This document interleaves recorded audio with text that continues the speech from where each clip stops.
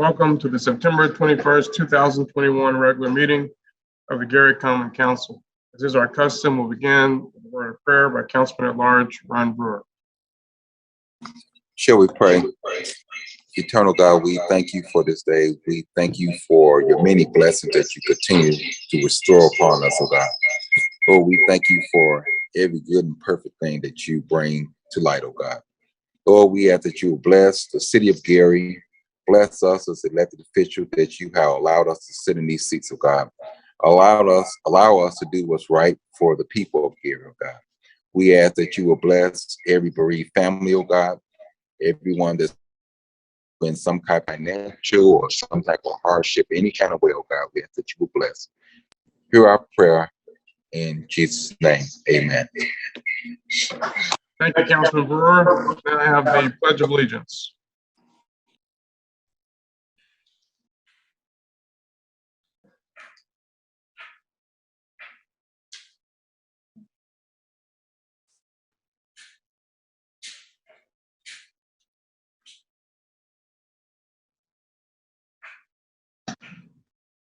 Roll call, Madam Clerk. Councilwoman Atkins. Here. Councilman Brewer. Here. Councilwoman Brown.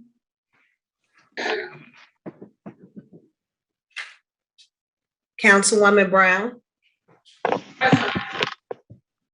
Councilman Brown. Present. Councilwoman Caldwell. Here. Councilman Lay. Present. Councilman Weatherspoon. Here. Councilman Williams. Present. And President Godwin. Mr. President, there are 9 present, 0 absent. Thank you, Madam Clerk. With 9 members present, we have a quorum to conduct the business of the Gary Common Council. Council members, before you are the minutes of our most previous meeting, September 7th, 2021. Is there a motion to approve said minutes? So, Mr. President. It's been moved. Is there a second? Second. Second. It's been moved and seconded by Councilwoman Atkins. Any questions or discussion? Seeing and hearing none, roll call, Madam Clerk. Councilwoman Atkins. Yes. Councilman Brewer. Yes. Councilwoman Brown. Councilman Brown. Yes. Councilwoman Caldwell. Yes. Councilman Lay. Yes. Councilman Weatherspoon. Yes. Councilman Williams. Councilman Williams. Yes. President Godwin. Yes. Mr. President, vote is 9-0. The vote of 9-0, minutes of our September 7th, 2021 meeting are approved. Assignment of council pending ordinances and resolutions on first reading. CPO 2021-75, an ordinance approving salary and operating budgets for the City of Gary's Community Development Block Grant Program, Program Year 2021, Emergency Solutions Grant Program, Program Year 2021, Home Program, Program Year 2021, Neighborhood Stabilization Program, Program Year 2021, and Foreclosure Prevention Program, Program Year 2021. Sponsored by Mayor Jerome A. Prince, City of Gary, Malik Harper, City Controller, and Community Development Department. Ways and Means. CPO 2021-76, an ordinance amending Title 15 entitled Land Usage, Chapter 123 entitled Zoning Code of the Code of Ordinances of the City of Gary, Indiana. Petitioner is Artie Amadolidis, 3870 Chase Street, Gary, Indiana, 3870 Waite Street, Gary, Indiana, and 3830 Waite Street, Gary, Indiana. Planning and Development. CPO 2021-77, an ordinance amending Article 8, Section 105-432 regarding contractors' licenses. Sponsored by Mayor Jerome A. Prince, City of Gary, Deputy Mayor Trent A. McCain, City of Gary. Planning and Development. Mr. President, is assignment of pending ordinances and resolutions.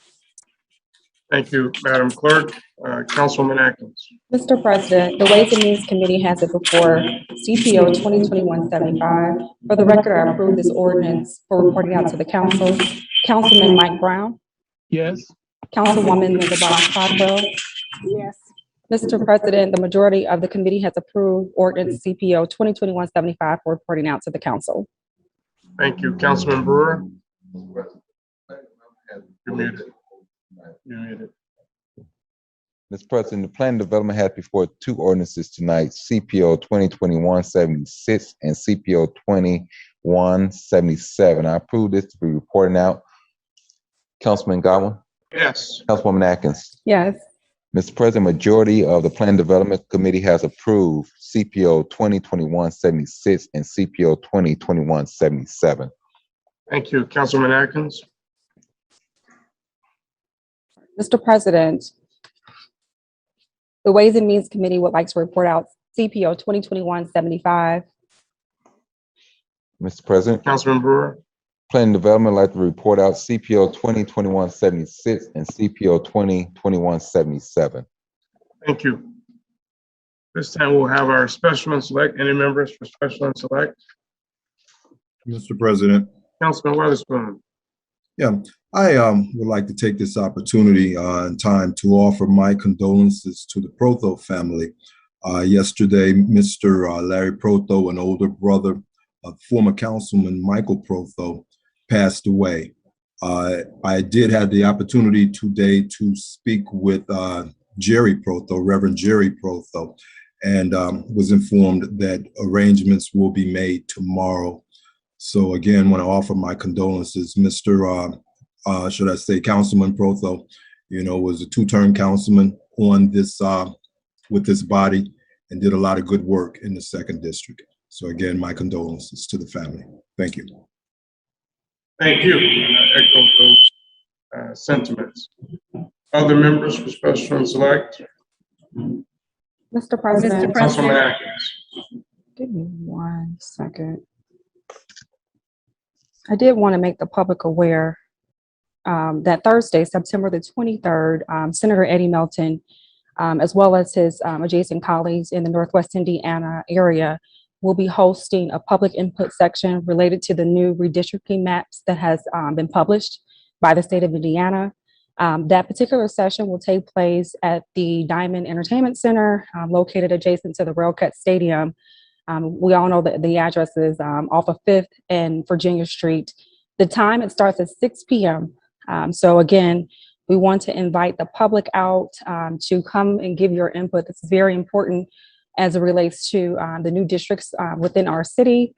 I am the chair of the redistricting committee on the Gary Common Council, along with my following colleagues, Councilwoman Mary Brown, as well as Councilman Mike Brown. And so in conjunction with our state legislators, we invite you all to come out. Again, that is this Thursday, September the 23rd, at the Diamond Entertainment Center. We will start at 6 p.m. Thank you, Mr. President. Thank you. Other members for special and select? Mr. President, Councilwoman Barnes Caldwell? good evening. Boards and Commission has, expiration date for the Commission on the Social Status of Black Males is approaching. And if you're interested in reapplying for that position that you have, we need your letter of interest. Each of those positions or representatives were appointed by a different organization. So if you're still interested in being on that board, please send your letter of interest to the Gary Common Council, care of Linda Barnes Caldwell, at lcaldwell@gary.gov, or you can walk it in. So that deadline, the expiration date is October the 20th. So let's don't wait till the last minute and let's get those letters in. Also, the 5th District has a couple of community forums. Monday, September the 27th at 5:30 via Zoom. We'll have a forum, and our special guest will John Patalis from the Lake County Auditor. He'll be sharing all the wonderful information that the Auditor's Office does. And October the 14th at 5:30, the 5th District will have a Zoom meeting. and Estella Jensen from Purdue Nutrition Program. Thank you. Thank you. Other members for special and select, Councilman Williams. Mr. President. Mr. President. Thank you, Mr. President. I just want to remind residents of Fall Fest taking place this weekend at the Glen Theater on Ridge Road. We have plenty of activities for all to come out, food, and we will also be showing some movies from the prior film festival that was virtual. It starts at 1 o'clock and ends promptly at 7.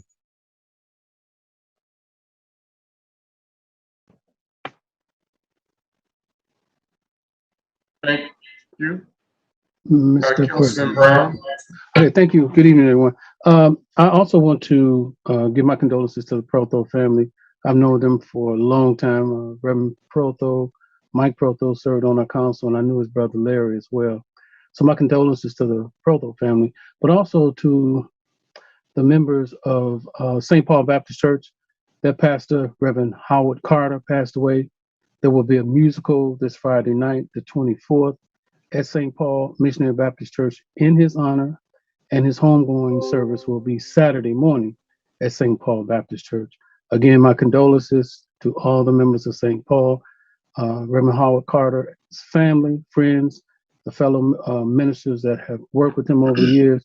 I've known him as long as he's been a pastor, and he's always been a very faithful pastor to our community, as well as faithful to his members and to our community, and he certainly will be missed. So just wanted to take the time out to send my condolences to the family, to church members, particularly to the people of our city who lost a great pastor and friend. Thank you, Mr. President. Thank you. Other members for special and select? Councilman Lay, you're muted. On September the 17th, person I've known many, many years, Mrs. Leela Washington of Gary, reached the age of 100. She did receive a proclamation from the mayor and several other people. I believe she received an honorary certificate from Dr. Vernon Smith.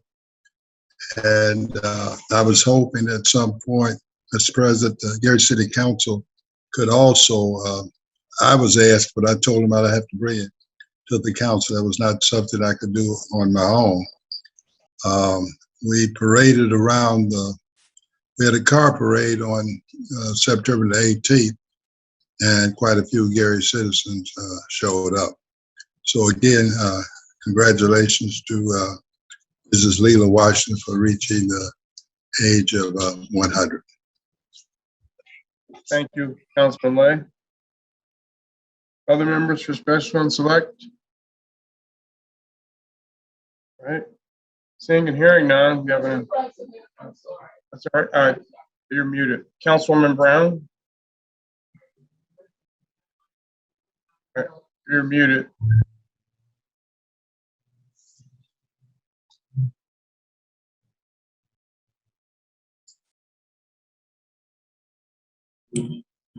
Okay, I'm sorry. I'd like to extend my condolences to the family of Dr. Bruce Hillman, who was at the welfare department for many years, and then he went to Campana. So I'd like to extend my condolences to Dr. Bruce Hillman. Thank you. Thank you. And his entire family. I'm sorry.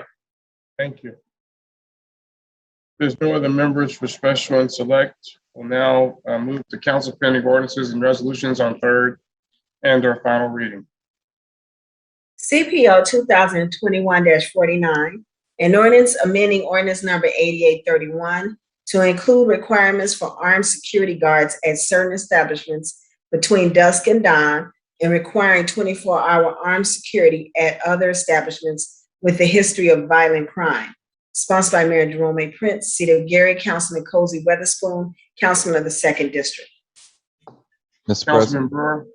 Mr. President, I move to defer this to back to committee hearing November 9th at 6 p.m.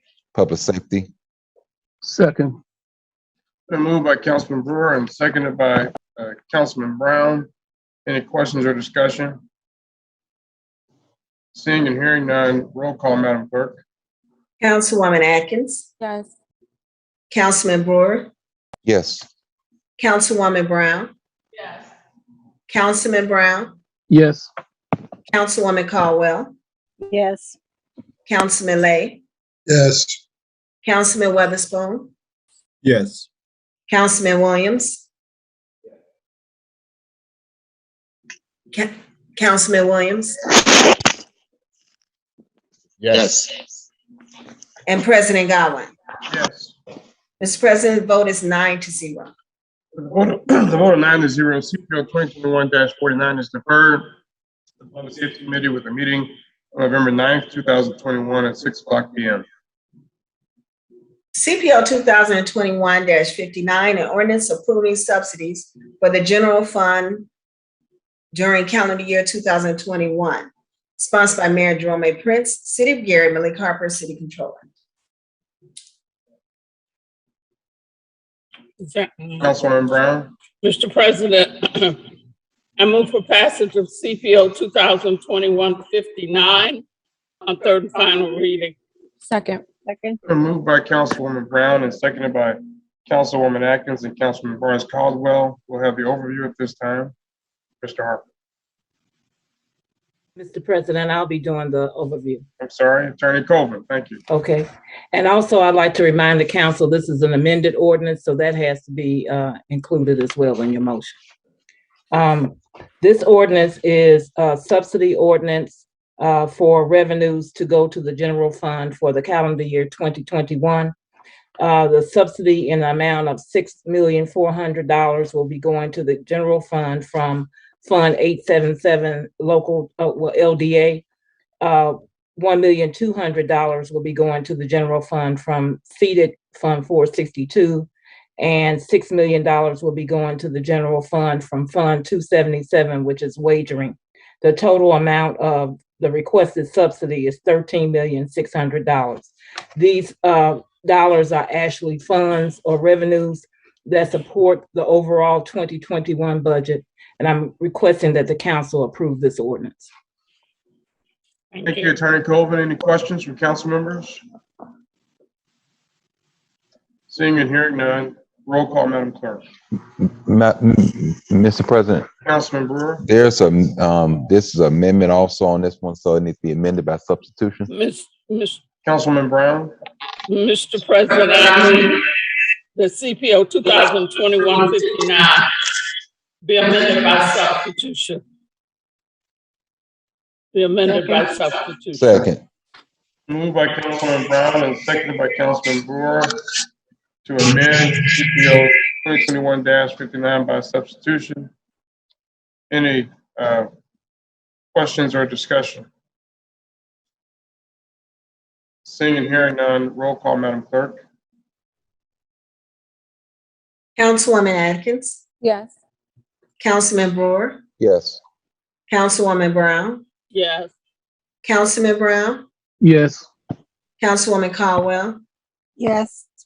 Councilman Lay, yes, Councilman Weatherspoon, Yes. Councilman Williams, Yes. and President Godwin. Yes. Mr. President, the vote is 9-0. With a vote of 9-0, CPO 2021-59 is amended by substitution. Now I think we should take the vote on CPO 2021-59 as amended by substitution. Councilman.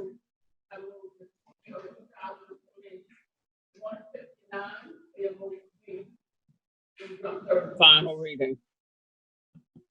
Second. Been moved by Councilman Brown and seconded by Councilman Barnes Caldwell. Any questions or discussion? Seeing and hearing none, roll call, Madam Clerk. Councilwoman Atkins, Yes. Councilman Brewer, Yes. Councilwoman Brown, Yes. Councilman Brown, Yes. Councilwoman Caldwell,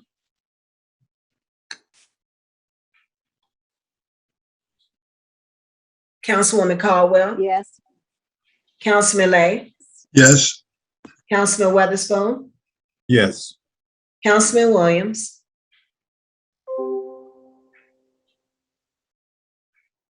Councilman Williams, Yes. President Godwin. Yes. Mr. President, the vote is 9-0.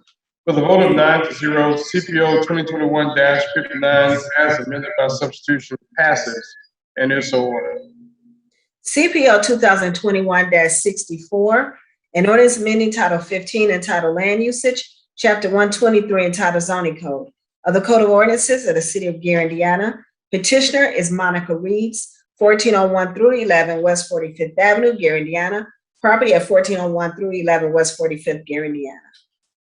Councilman Brewer. Mr. President, I move for passage of CPO 2021-59 on third and final. Second. Been moved and seconded by Councilman Barnes Caldwell. We'll have the overview at this time. Mr. Berea. Good afternoon, everyone. We have 4 petitioners for daycares. So I will start off with a general map, and then I have specific maps for each of the petitions. This is the general map of the city. Red diamonds are proposed daycares.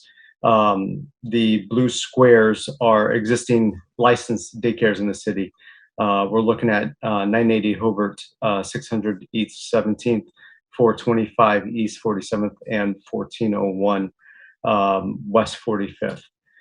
Council pending ordinance 2021-64 is a petition for a special use permit by petitioner Monica Reeves for the property 1401 West 45th. This petition was forwarded with favorable recommendation by the Board of Zoning Appeals at the meeting held on August 16th. There were 14 letters that were sent out by the petitioner to neighbors. We received no feedback from neighbors, positive or negative. And then based on the discussion at the BZA, the vote was to forward to the Common Council a favorable recommendation.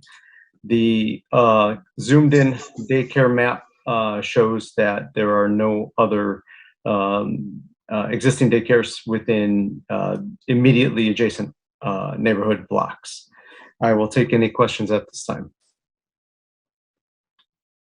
Any questions for Mr. Berea? Is the petitioner on? Yes, I'm on. All right, thank you. Would you like to add anything, or council members have questions for Ms. Reeves? Well, I can have the house. Well, I have I was at a 2,148 square foot home. I want to operate the daycare on the main level of the home. Only me and my daughter resides in the home, but she's off to college, so basically me, because she's off away in school. The house is right on the corner of 45th and Lincoln. I have a full fenced-in backyard for the safety of the children. I also have cameras on the property. I will have the parents come on the Lincoln Street on the side door to entry versus the 45th Avenue. And also I have a 2.5 car garage, so I have the driveway that they can come in the driveway. And they also can exit on the street so they won't block the neighbors. They can come in on the 45th Avenue versus coming all the way down the street. So they won't disturb my neighbors or anything. Thank you. Any questions? Seeing and hearing none, roll call, Madam Clerk.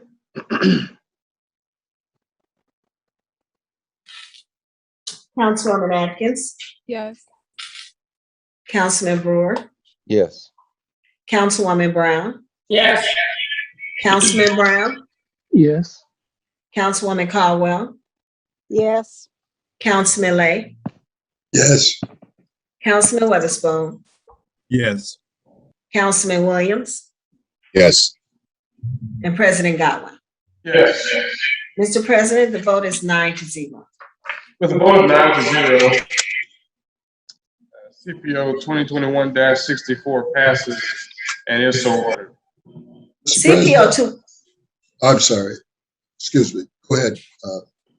CPO 2021-65, an ordinance amending Title 15 entitled Land Usage, Chapter 123 entitled Zoning Code of the Code of Ordinances of the City of Gary, Indiana. Petitioner is Brandy Muldrow, 600 East 17th Avenue, Gary, Indiana. Property at 600 East 17th Avenue, Gary, Indiana. President, Councilman Brewer, move for passage of CPO 2021-65 on third and final. Second. moved by Councilman Brewer, seconded by Councilman Barnes Caldwell. We'll have the overview at this time, and I note that the petitioner looks like she's trying to become a panelist, so. Media team. Mr. Berea. The second petition on the docket for tonight is CPO 2021-65. The petitioner is requesting a use variance on the property to establish a daycare at 600 East 17th Avenue. The distinction between this one and the special use is that the petitioner has described to the zoning department that she does not intend to reside on the property. I will, we lost the color with the map that was sent to you, so I refer to the zoning map in the website that it's a residential property that is surrounded by residential properties. So the use variance criteria that was included in the packet prior to are the 5 criteria that are a little more stringent than the special use criteria, first of all. And second of all, prior to assessing the use variance criteria, use variances, because it's permanent, it does not expire with the as a special use permit would expire with the ceasing of the business or a change of ownership. Use variance requires that there's some demonstrated hardship as a feature of the property that would justify a use variance. Hardship is not defined as financial hardship or just wanting to do something different with the property. So we do not see any demonstrated hardship as a feature of the property that would justify a use variance. The staff recommended an unfavorable recommendation. The Board of Zoning Appeals in its meeting on August 16th voted to forward the petition to the Common Council with an unfavorable recommendation. The zoomed in map, just to conclude, the proposed daycare is here on 600 East 17th Avenue, and there are daycares, as you can see on the map, within a few block radius of that property. I will take any questions at that time. Thank you, Mr. Berea. Any questions for Mr. Berea or the petitioner? I have one. Okay, Mr. Berea, if the zoning had an unfavorable recommendation, why did it come to us? I think I've asked you this before. I don't know. Yeah, I believe as a matter of protocol, the Board of Zoning Appeals makes a recommendation, either favorable, unfavorable, or no recommendation, or a favorable recommendation with conditions. They're not the final authority to make a decision on that. So they forward it to the Common Council with that recommendation. And then it's in your hands to approve or deny. So make me the bad guy. Okay. Thank you. Mr. President, Councilman, I guess I have sort of 2 questions. This hardship, sort of explained it. You indicated it had nothing to do with money or finances. What is it? What is the hardship? I put it in the packet here. The description in the municipal code describes the hardship, just summarizing the points that are listed here, that it's some feature of the heart of the property that would require it being used in a different way than it's currently zoned.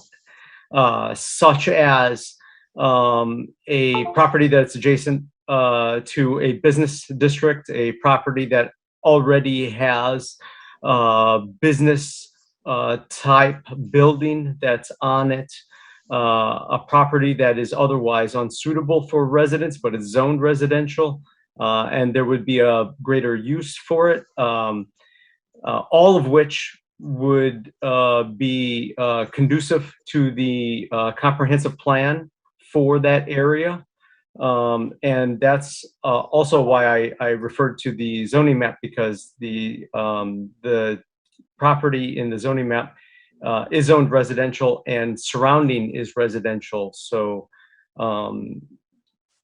the intention for that area is also, I think, and any alternative use for that area, there's less of an argument for that. Mr. President, I had a second question. That question was actually more for the public than for myself. The second question, how many daycare centers are there currently in the city of Gary operating? I believe it's 100, somewhere around 100. I've mapped them all here. Some of these dots have a couple daycares at that location. And just off the top of my head, I pulled the spreadsheet that populated this map, and I think it was somewhere around 100. So there's no limitation to the number that could be here in the city of Gary? I'm not aware of any cap on the number of daycares or other businesses that are in the city of Gary. Who revisits these daycare centers to ensure that they're operating correctly? Currently, we have inspectors that go out when a business opens or changes ownership. But based on capacity, we rely on reports of nuisances to then go out and report and investigate reports of nuisances for businesses. Then we determine if they're nuisance businesses for which their license can be revoked. Well, I thought you indicated under some circumstances they put certain restrictions, things you must do in order to be licensed. Is that revisited by BZA? I believe the BZA explores the municipal requirements for maintaining a daycare. The state, I think where you're going with this question is that the state also has an extensive checklist of requirements, and they send out inspectors to those properties to make sure there's compliance. We coordinate with the state licensing manager every so often, mostly on new businesses or businesses that have applied for something different in the state, and then they inquire as to the status of the license with the city, since that has to precede a license with the state. So for those instances, the answer is yes, we get some information. For everything else, we do not. Thank you, Mr. President. Thank you, Mr. Mr. President. Brewer. Thank you, Councilman Brewer. Just to add to the question that Councilman Lay just added, yes, the state does come out and the state does pop-up visits. They are not, any of the daycares are no longer notified when they come out. They are pop-up visits. That has changed a couple of years ago. And also the Gary Fire Department comes out on a yearly basis for the renewal of business license, that they must come out and do an inspection and have a certificate from passage for the state purpose to get their license for the following year. So there's 2 inspections that do happen, one from the city fire department and also one from the state that does a pop-up visit. But the city visit is arranged with the daycare owner to make sure that they do the proper inspection, make sure that they're in compliance with the city code, fire inspection code. Thank you, Mr. President. Thank you. Other questions from members? Petitioner on, would you like to add anything? Ms. Muldrow?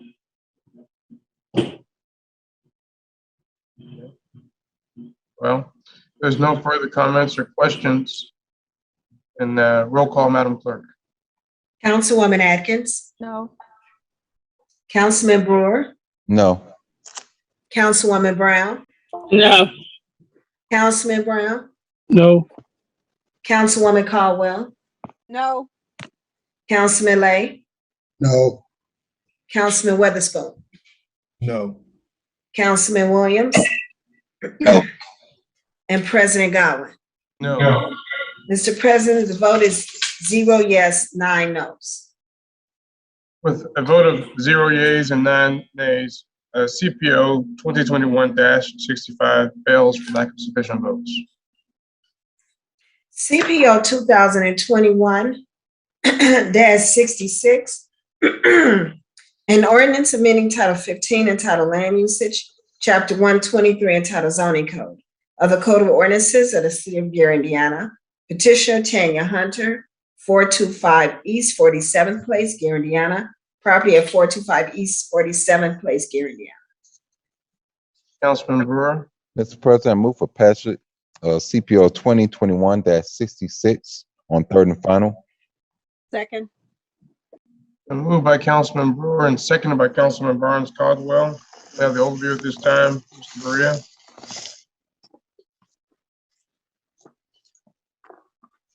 The third petition on the docket for tonight.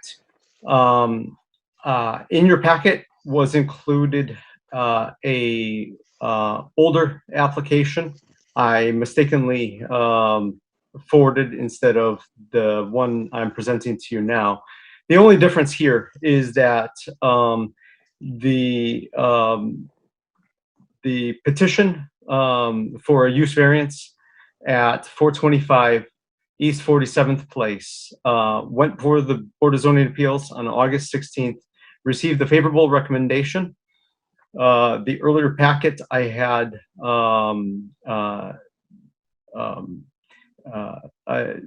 I mistakenly wrote that it was unfavorable recommendation, but it was, they received the favorable recommendation from the Board of Zoning Appeals. And the interpretation here is that the daycare, you'll see that it's both a diamond square and a diamond, red diamond and a blue square on the same property, because it is a existing daycare, but a new owner. So the special use that existed with the previous owner expires with the change of ownership.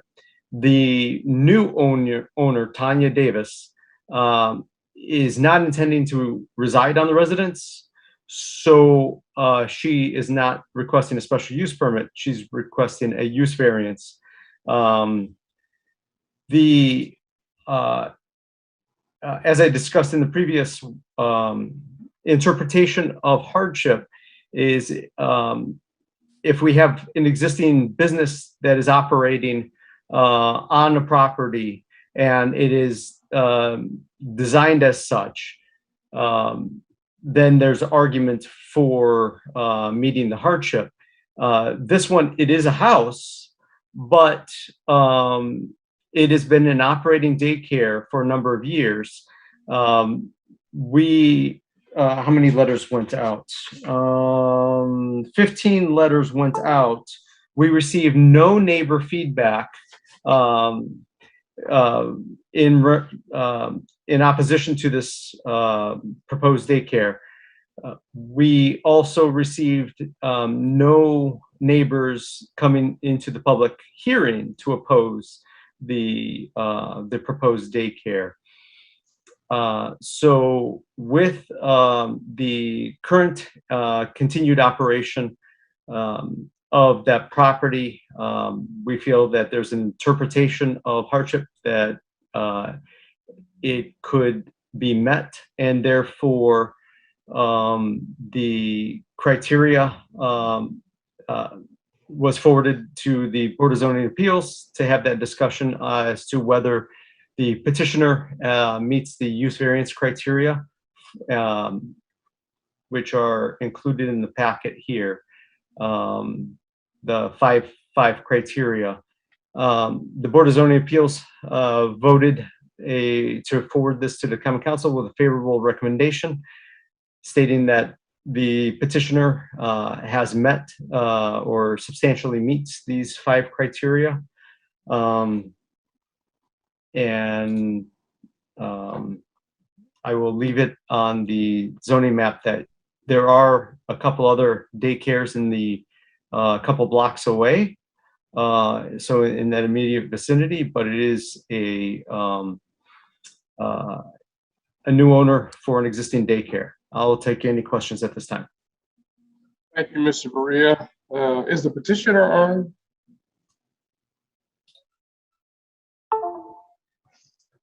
It's not. Do we have Ms. Hunter on? Yes, okay. Okay, great. Yes. Would you like to add anything? And of course, if members have questions for either you or Mr. Maria, we'll take those at this time. I just want to, can you hear me? Yes. Okay, I just want to add that it's not a conflict between me and the previous owner. It's just that she just want out, and I just wanted to keep going because we made so much progress with the children, and it made a difference on the street. So I just want to keep it going. Thank you. Questions for Mr. Maria or petitioner? Mr. President, Councilwoman Atkins? can Ms. Hunter just say how long the existing daycare has been operating? It's been going, I want to say August 26th of 19. That's how long the child care has been open. Okay, thank you. You're welcome. Other questions? I'm sorry, I didn't hear it all. August the 26th of 19. Yes, ma'am. 19, I didn't hear the last part. 19 what? August 26, 2019. Oh, 2019. I'm sorry. Okay, I didn't understand. Thank you. Oh, you're welcome. Right. Councilman Lay? Mr. Maria, that staff also recommended this, didn't it? I didn't hear you say that. Yes. Okay, favorably, I mean. Yes. Thank you. Thank you. Any other questions or comments from council members? Seeing and hearing none, roll call, Madam Clerk. Councilwoman Atkins. Yes. Councilman Brewer. Yes. Councilwoman Brown. Yes. Councilman Brown. Yes. Councilwoman Caldwell. Yes. Councilman Lay. Yes. Councilman Weatherspoon. Yes. Councilman Williams. Yes. And President Godwin. Yes. Mr. President, vote is 9-0. With a vote of 9-0, CPO 2021-66 passes and is so ordered. CPO 2021-67, an ordinance amending Title 15 entitled Land Usage, Chapter 123 entitled Zoning Code of the Code of Ordinances of the City of Gary, Indiana. Petitioner is Aisha Lawrence, 980 Hobart Street, Gary, Indiana. Property at 980 Hobart Street, Gary, Indiana. President, Councilman Brewer? move for passage on third and final CPO 2021-67. Second. Been moved by Councilman Brewer and seconded by Councilman Barnes Caldwell. We'll have it overviewed this time by Mr. Maria.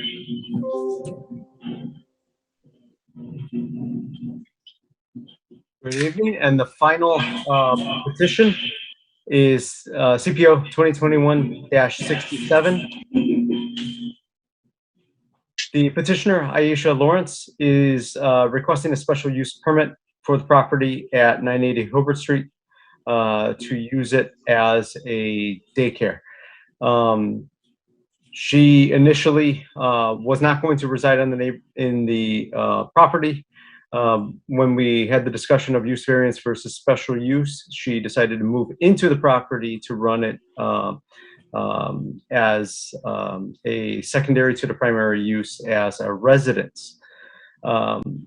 With that, the staff recommended the petition to the Board of Zoning Appeals. The Board of Zoning Appeals heard the petition. There were 11 letters that were sent out to neighbors. There was one that came back from one of those neighbors within 100 feet, stating, we do not have a problem with the daycare in the area. A permit should be granted. You have my blessings.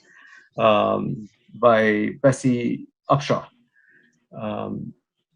The Board of Zoning Appeals voted to forward this petition to the Common Council with a favorable recommendation at its meeting on August 16, 2021.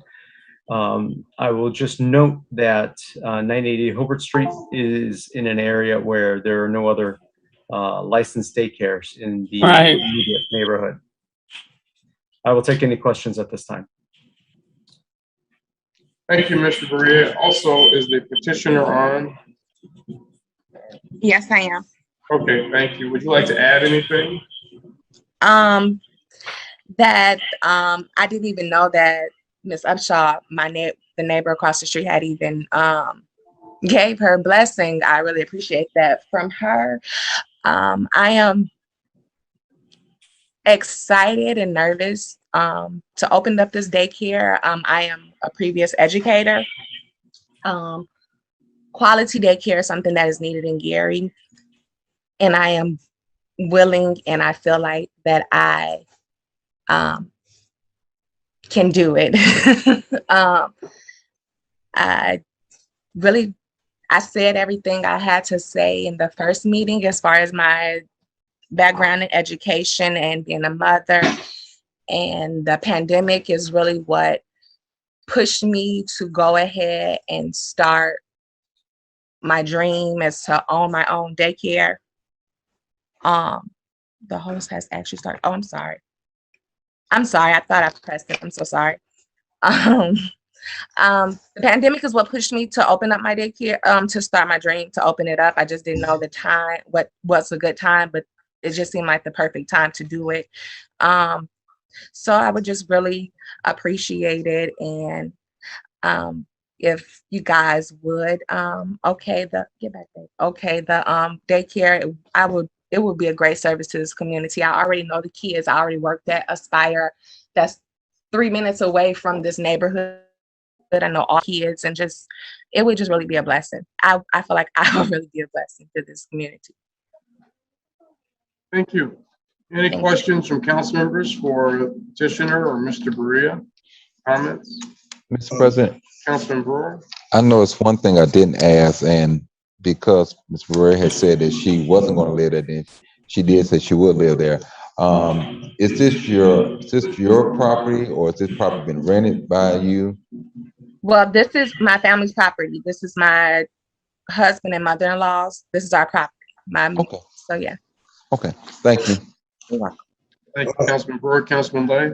Yeah, it would seem to me, and I understood the explanation given by Councilman Brewer and you too, Mr. Berea, that the fire department goes out and inspect, but they probably just look to see if there's a potential fire hazard, whether an extinguisher or how you exit. You say the state does a pop-up. In the last, and I know you haven't been here that long, but in the last 2 years, have they popped up on all 100 of these daycare centers, daycare operations? Or how many have they popped up on? I'm very uncomfortable relying on the state to do anything other than collect taxes. I do not know the answer to that. I can reach out to Debbie Sampson and find out. Well, don't they notify the city when these pop-up visits? No. No. Well, that means we're creating businesses, which this has nothing to do with the one that's before the council right now. We're creating businesses that we don't know and we're relying on someone that we don't know what they're really doing other than pop-ups. It would seem to me they absolutely would notify us. They're the only people that really are looking at the operational part of the daycare. Fire department is not looking at that. They go into a lot of businesses, but they're looking to see if there's a danger of a fire or what happens should a fire take place. I'd just appreciate just your idea how many of these things have been, in fact, followed up on within the last couple of years. Thank you, Mr. President. Councilman Lay, that's a point that I have been bringing up, that I think the roles of the fire department need to be expanded. Maybe do some cross training there with the health department and some of these issues here, because the city per se does not have oversight besides the fire department, as you said, going to look and make sure that there's no entrance or exits being blocked, or making sure the fire extinguishers are properly marked and they've been inspected. But the state does hit every licensed daycare once a year. They do. They do? Throughout the entire city. Yes. Oh, okay. Mr. President? That probably would satisfy me that someone's going in there. If not, rather than to have the fire department expand its role, I would suggest we use another employee since we're somewhat short of fire. Well, we don't want to give any more time. Well, one thing I will be Accompany the bringing fire, they accompany the fire department. this body here is the fire department is doing this role voluntarily. The city is not being compensated in any kind of way with these inspections. So these are yearly inspections that our fire department is going out, and we're not being properly compensated. So that is something that I would like to explore, that avenue there, and making sure that we're being compensated in the inspection By role. the state. You said by the state? By the city. With the city fire department going out and Yeah, but who would compensate the city fire department? the petitioners, the daycare owners. Oh, I see. Yes. Oh, I see. But that's a whole other conversation in a different meeting. Well, it shouldn't be a long conversation. Not at all. All right, so any other speakers, or questions, comments? Mr. President? Corporation Counsel, Attorney Cole. Yes, just to Councilman Lay's point, I agree with him. One of the things that I think we have to be careful of is we are preempted, from enforcing any type of regulations that are already regulated by the state. So the DCFS, they do already do the inspections for the daycares. The inspections from the fire department was actually new to me. I was not aware that those were actually occurring for these daycares. But if they are doing these inspections, we're not being compensated. I would definitely follow up to find out how the city can recoup the costs from that, and how expansive those can be. So, Thank you, Attorney Paul. Council members, any questions or comments? Councilwoman Brown, you're muted. You're muted. Mr. President, I just want to say I'm familiar with that area, and I know that there are no daycares in that area. Okay, I know a lot of those residents who live in that area, so I think there is a need. Thank you. Thank you. And I will just say, I know that I have spoken with members of the BZA, and many of them want us to consider a moratorium on daycares while we take time to really analyze what our legit needs are, to analyze what our total plan is for the city. Because as I'm sure members of the public and certainly council members know, we have a lot of daycare ordinances that come through. We may on occasion be guilty of being arbitrary and capricious, I don't know.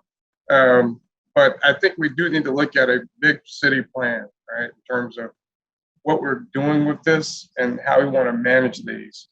Now, I don't know the legal process for us to institute such a moratorium, but I do think we've been talking about it, at least some of us, for at least a year. And so I'm interested in moving forward with that at some point, because we need to just take a break and figure out and assess what we're doing, I think. Any other questions or discussion from council members? Councilman Williams, you're muted. Thank you, Mr. President. Or I just wanted to know, out of all the districts throughout the city, which district has the most? Looked at that. Can you hear me? Yes. I have this map, and I have the map of districts, and I can parse these out by district, but just to give you a familiarity of where the concentration is. We clearly have a concentration right here and a concentration down here. So that's a partial answer to your question. You get back to me on that? Yes. Okay. And it may be helpful to look at it by neighborhood too, because some of the districts like the 4th are just so expansive that, it may not feel like that's just how prolific, if you will, amenities are in certain areas. Any other questions or discussion? Right. Seeing and hearing none, roll call, Madam Clerk. Councilwoman Atkins, Yes. Councilman Brewer, Yes. Councilwoman Brown, Yes. Councilman Brown, Yes. Councilwoman Caldwell, Yes. Councilman Lay, Yes. Councilman Weatherspoon, Yes. Councilman Williams, Yes. and President Godwin. Yes. Mr. President, vote is 9-0. For the vote of 9-0, CPO 2021-67 passes and is so ordered. CPO 2021-68, an ordinance appropriating monies for the purpose of defraying expenses of the Gary-Chicago International Airport tax-based funds for the city of Gary, Indiana for the fiscal year beginning January 1st, 2022, ending December 31st, 2022, including all outstanding claims and obligations, and fixing a time and same shall take effect. Sponsored by Mayor Jerome May Prince, City of Gary, Malik Harper, City Controller. Mr. President, Councilwoman Brown, I move for passage of CPO 2021-68 on third and final reading. I'm informed that this evening is just a public hearing for CPO 2021-68, 69, 70, and 71. So we're not going to We're not going to, okay, vote on it, right? okay. So you would Okay. withdraw your motion? I'll withdraw my motion. My motion is just to have a public hearing for tonight. Thank you. Thank you. Okay. Right, Mr. Harper or Attorney Colvin, who's going to lead that? Well, I'll just begin. This ordinance is just appropriating funds for the expenses of Gary/Chicago International Airport, beginning January 1, 2022, ending December 31, 2022, in the amount of $4,389,000. And I have Mr. Hayden and Ms. Thompson will kind of give you more of a detail on that. Thank you, Malik, and Council President Godwin and distinguished members of the council and public and city officials. Very proud and honored to continue to serve as your executive director. I dropped off the executive summary hard copies of the master plan to council chambers, and that will be emailed to all the council members first thing in the morning with a for years and decades. And it is striving with our premier fixed base operators in B. Coleman and the Gary Jet Center and some of the significant tenants that we have out here, including, continue to renew our lease with Boeing. As you know, UPS operating out of here, they will have their 1-year anniversary November 2nd. We will celebrate that with a long-deserved ribbon cutting ceremony and a customs plaque dedication to celebrate the success of our custom facility with over approximately close to 200 international flights since October of 2018 and from 26 different companies. But the UPS operation is definitely a pivot and a niche for us to establish a robust, air cargo and logistics center for this airport.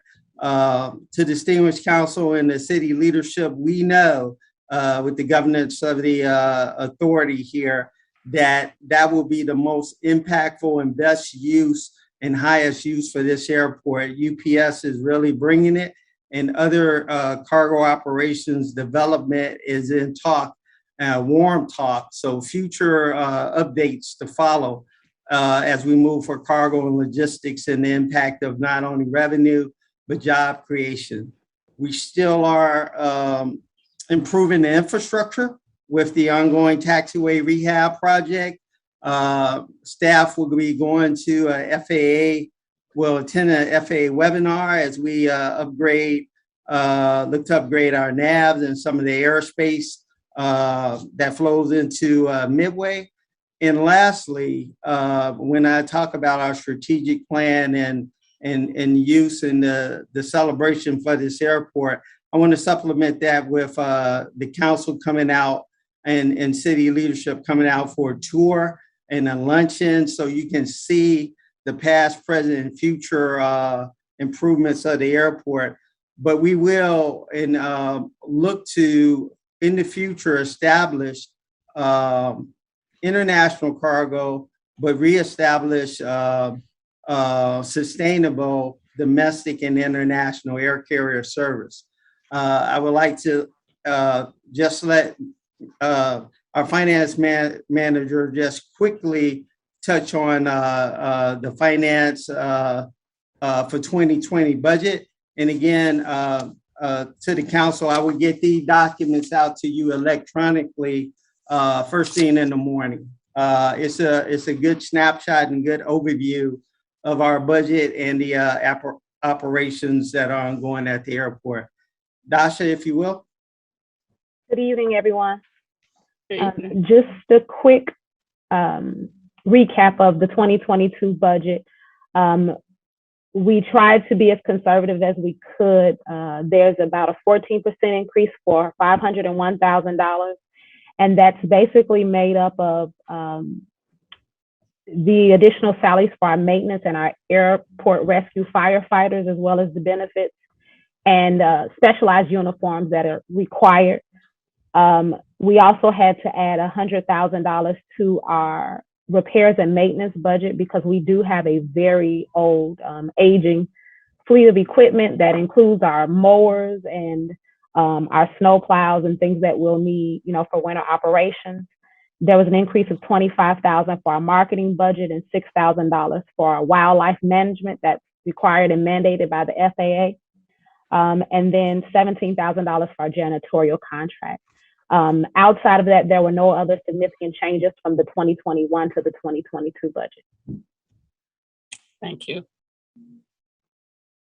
Well, let me say thank you so much, Mr. Hayden. Yeah. I was, I think your last airport meeting was the one before the last. You have an excellent board with tremendous experience, law, business, aviation, and marketing. So it's amazing what you all are doing over there.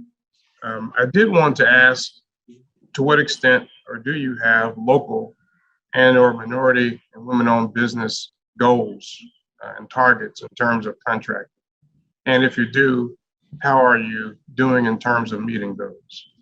Yes, sir. Thank you. The example of that, previous example of that with our MB, WB, and DBE goals was that we met and exceeded those benchmarks with the build out of our East Corporate Hangar. Very happy that we exceeded those goals, and it was monitored via a prime contractor. That East Corporate Hangar and our customs facility are just examples of that.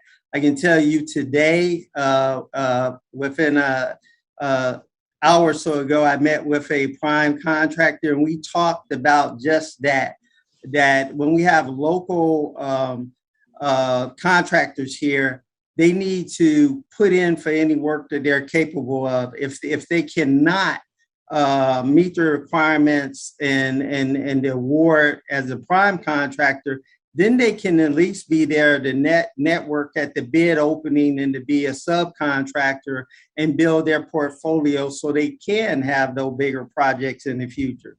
We'll do better advertising of the projects when they come up due, but it is, I believe, a fair matrix that we use to the most responsive and highest value of a contractor, and they have to meet the state and city policy and the board policy for WB, MBE, and DBE and FAA requirements for the grant funding that we receive. So it's a structured process, Council President and distinguished members, but I think we're doing very well as we manage that.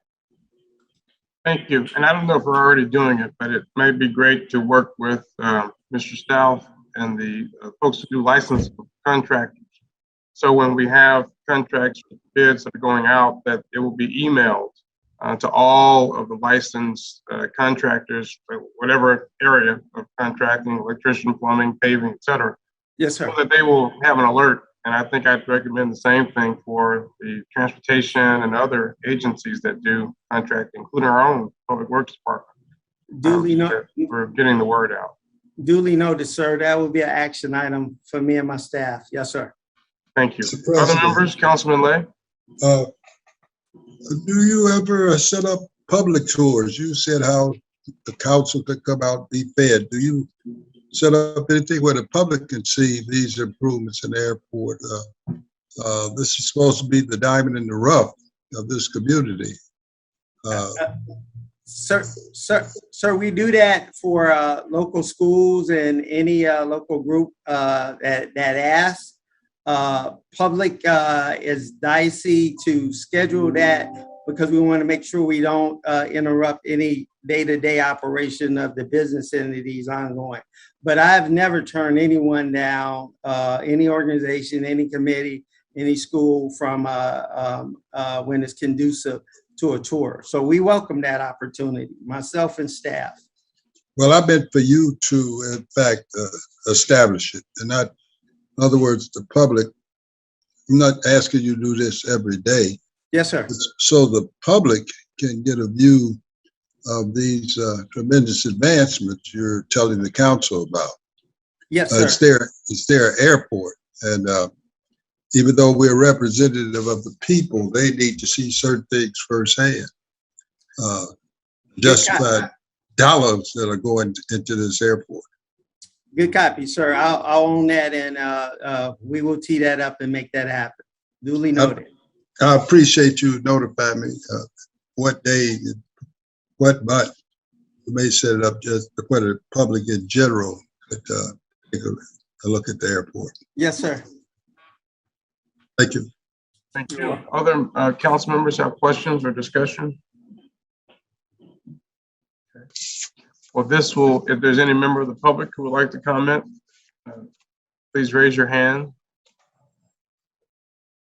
Media team, do you have anyone who has raised their hand? I don't believe so. So I think this will conclude our discussion of CPO 2021-68. 68. Please proceed, Madam Clerk. CPO 2021-69, an ordinance appropriating monies for the purpose of defraying expenses of the Gary Public Transportation Corporation of the City of Gary, Indiana for the fiscal year beginning January the 1st, 2022 and ending December 31st, 2022, including all outstanding claims and obligations, and fixing a time the same shall take effect. sponsored by Mayor Jerome A. Prince, City of Gary, Malik Harper, City Controller. Mr. President, Councilwoman Brown, I move for a public hearing on CPO 2021-69. thank you. Okay. All Second. right. It's been moved and seconded. This time we'll have, is it going to be Mr. McMillan? Yes, it is. This is just the ordinance for the expenses of Gary Public Transportation in the amount of $11,827,796.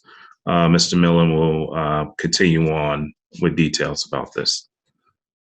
Good evening to everyone. Mr. President, GPTC is seeking an $11,827,796 million operating budget for 2022. This is a 4.3% increase from our $11,340,169 budget that was approved in 2021. Primarily, we're seeking a $487,627 increase from what was approved last year. And if you have any questions for me, I'll take them. Thank you. Questions or discussion from council members? Mr. President. Councilman Lay? Well, where is that $400,000? That salaries? Where, what did you increase? Well, we're going through a building year. We're doing an improvement on our bus barn on 35th Avenue. We're replacing our old buses. Main things we're going to try to do. How much is it wages? How much, in others equipment, how much is it wages? We expect to spend between 4.5 million in wages. We have 95 employees, or we expect to have 95 next year. I'm sorry, maybe my question wasn't clear. Are you raising the wages by 4%, 2%, 1%? And is it completely across the board? I can't give you a specific because we are in union negotiations, but we're budgeting a 4% increase. Thank you. Thank you. Other members have questions or discussion? Well, I'm certainly excited about the new construction and updates that you all are going to be making. I was talking this past weekend with Mr. David Wright, who I believe handles marketing for GPTC. So I told him that I'm going to convince a few of my colleagues to go on a bus ride and to check out how our busing system is working. And so, as I said to the airport, I would also encourage you all to really prioritize local minority women, diverse business enterprises, and getting the word out to them in your contract. Okay. If Councilman Lay going on the bus, I'm going on the bus. So I'll just put that out there now. Well, I don't see why you had to say that, Mr. Bill. I'm just most saying, of my if you life, go, I go. Most of my life I walked. So I certainly would ride if it's free, of course. All right. Well, we know who'll be best dressed on that bus, but so I'm going to hold Councilman Lay to that, and we'll find us a route to go get some lunch or something. So we look forward to it. Okay. Thank you, sir. Thank you.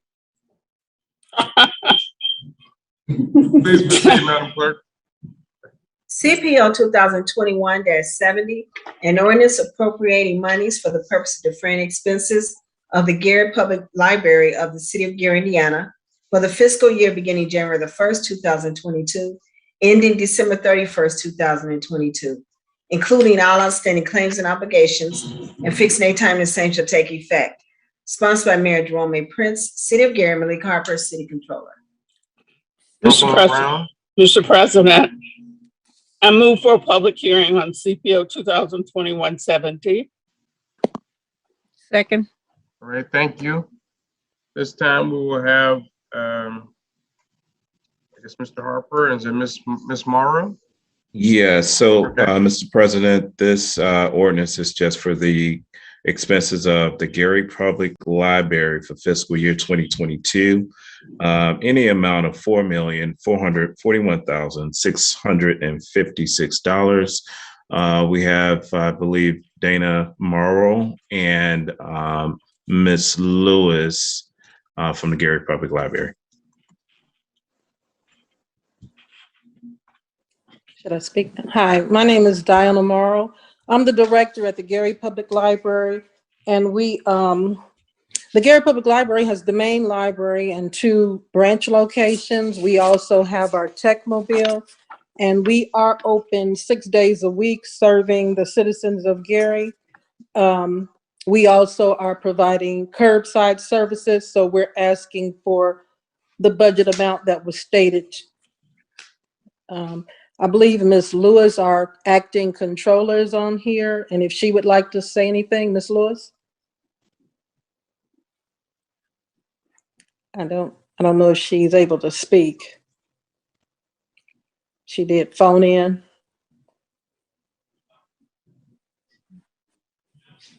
Okay, maybe not, but if, okay. Yeah, she said she can't speak, but if you all have any other She can now. questions. Okay. Ms. Lewis, are you there? Okay, well, while we await, are there questions or discussion for the library? At 3, Mr. President. Councilman Lay? Is that still City Hall of Fame, those plaques, are they still over at the library? Yes, they are. They're located on our 2nd floor, which is more of our cultural center aspect. We renamed the library. It's the Gary Public Library and Cultural Center. So the Still City Hall of Fame is located on the 2nd floor. Does that organization still exist? We were discussing that today. That organization, I don't think they exist anymore. We have hired actually one of the members that was working with them, Mr. Kenneth Stalling. He was, I think, president of that organization. He's now working for the Gary Public Library. Okay. The library on 19th, well, it's in the 1800 block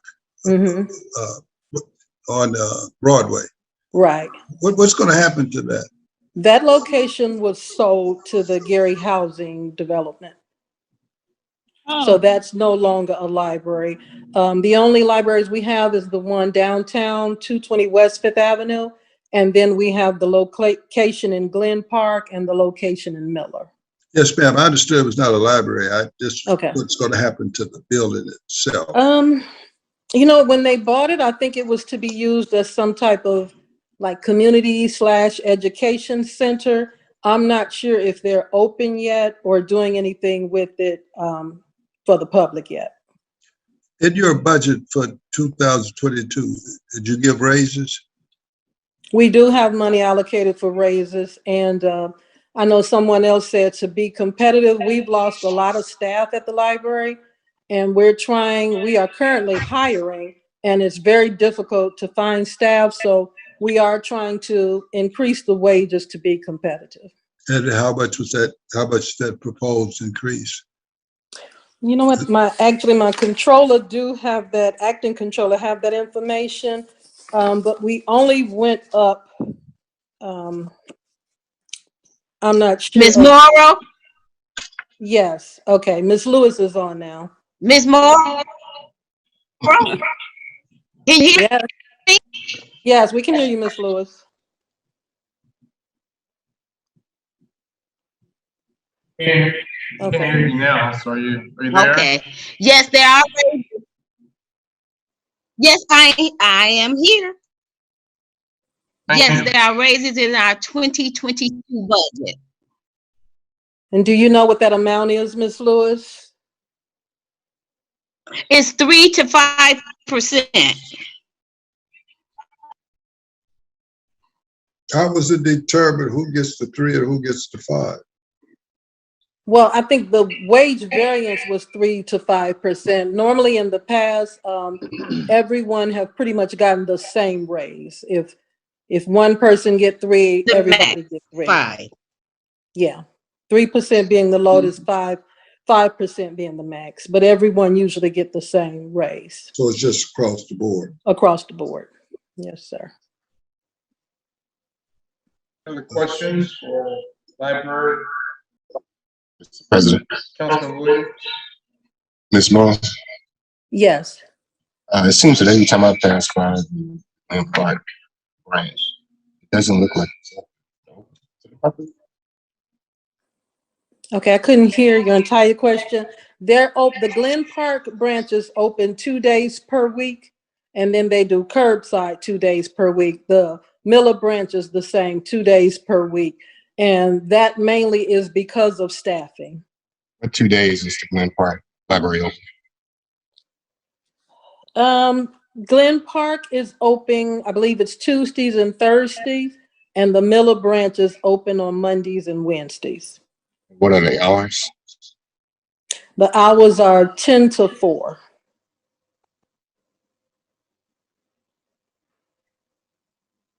Mr. President, Councilman Brewer. can you explain to me what is curbside?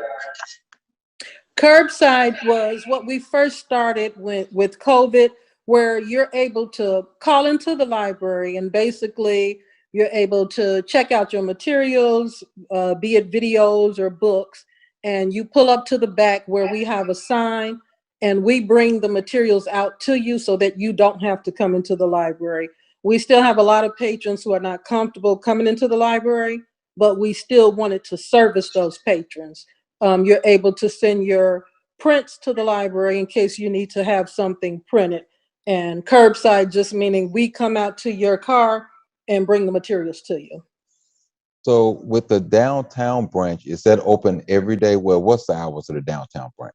The downtown branch is open every day except Sunday. We're open Monday through Thursday from 9 a.m. to 6 p.m. On Friday, we're open 9 a.m. to 4 p.m. And on Saturday, we're open 9 a.m. to 4 p.m.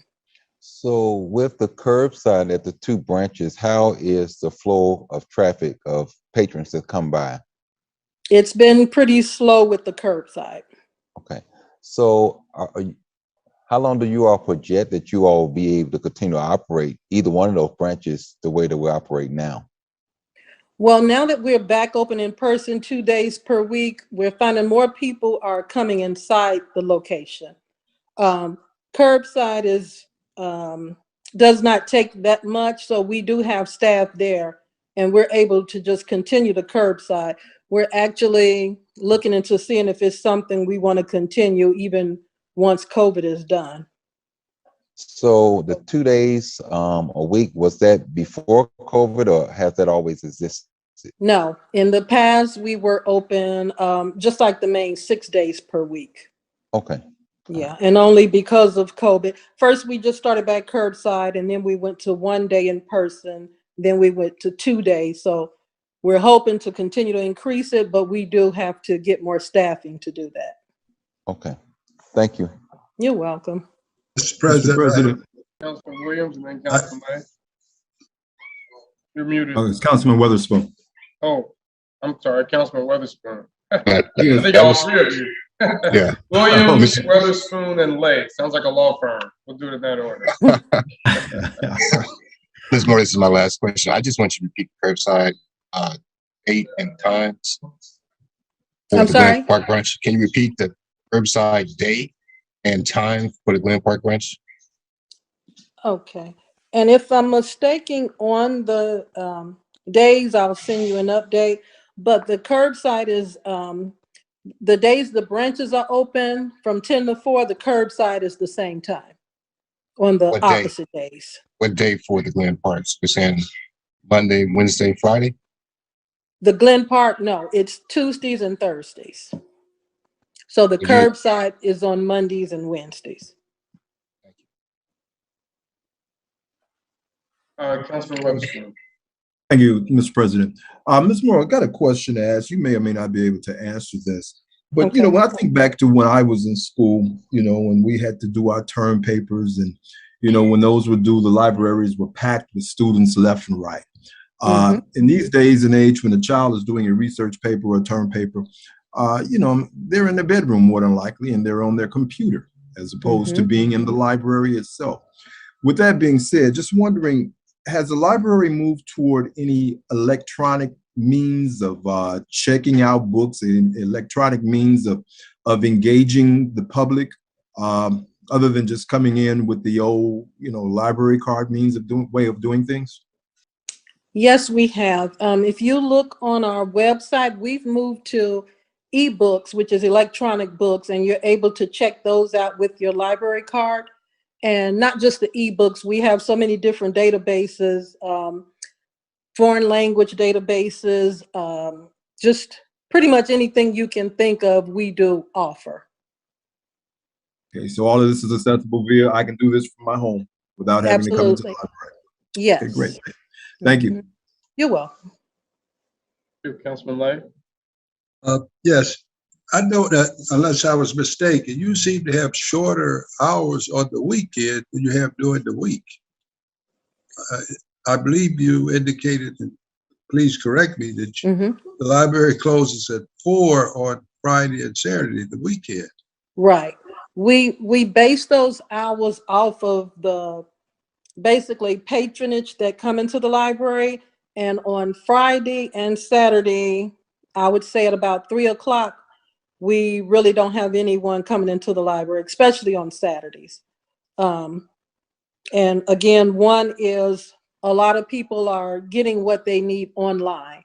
They're able to log in with their library card and pretty much get everything they need. So we are seeing fewer people on the weekend. What is our relationship, your library, with the Lake County Library? Is it free movement to get books and stuff like that between these libraries? Yeah, I'm sorry, you said, is it free movement? Free movement, the movement. In other words, is there, and this is something I heard some time ago, there may be a restriction. In other words, maybe it's a bad assumption that Lake County may have a larger book section, for the lack of being specific. Can a person from Gary move without an obstruction with your library card? Absolutely. If you have a Gary library card, you're able to go to the 7 library districts in Lake County and get a library card for them. We ask our patrons, we have reserves and requests. So if it's something at our library we don't have, we certainly would consider buying it before we, want our patrons to go to another system outside of Gary to get that information. I think people have the misconception that Lake County has more materials, and that's not the case. But if you have your Gary library card, you are able to go to the libraries in the district, and they often come to us to get materials that they can't find at Lake County, Crown Point, Lowell. They come to us as well. I had that perception, so thank you for Thank you, and I know I can attest to that because I have a Gary library card and a Lake County library card, and it was a seamless process last year when I got the Lake County one. Right. I did have a couple questions and suggestions.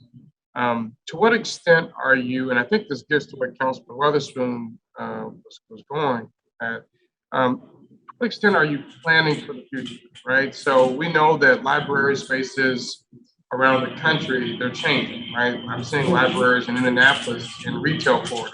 We're trying to kind of be where folks already are, so they can see vacant retail spaces and opening up there so that in the normal flow of commerce, people say, oh, there's the library. Councilman Brown, you're mute. So there's that kind of thing. Folks are looking at startup hubs, right? So is there a way in which space can be created for entrepreneurs who have interesting ventures that don't necessarily check out books, but they need a space with Wi-Fi, with a whiteboard where they can ideate, I think as they say, and create. Are we looking at opportunities to kind of become entrepreneurial hubs within these spaces? While I know we love having libraries all around the city, sometimes I wonder to what extent we might do better by having one very, very strong library, right? That's open at hours that, after 4 o'clock, right? When people are, maybe after their jobs, they may want to come in and do some things, especially entrepreneurs who are still working, who can't necessarily go there during the day. So just wondering to what extent your strategy is reflective of our current and future situation in terms of libraries. I would say what we currently have, we don't have like a partnership or anything. We do have smaller meeting rooms where an individual is able to rent that room and they're able to come in and do whatever they need to do. We have the Wi-Fi available for them in those rooms as well. The other thing that we have is our Techmobile, which used to be our Bookmobile. We renovated the Techmobile. So before COVID, we were going into the different communities with the Techmobile, which have laptops, printers, and different things. We also carried books on them. So you were able to come onto the Techmobile, use the computers, print out whatever material you needed. Other than that, we do just have it where if you come into the library, we do have the Wi-Fi where you're able to, even if you're sitting at a table, you're able to log on with the Wi-Fi and print your things, whatever you need to do in the library. Okay.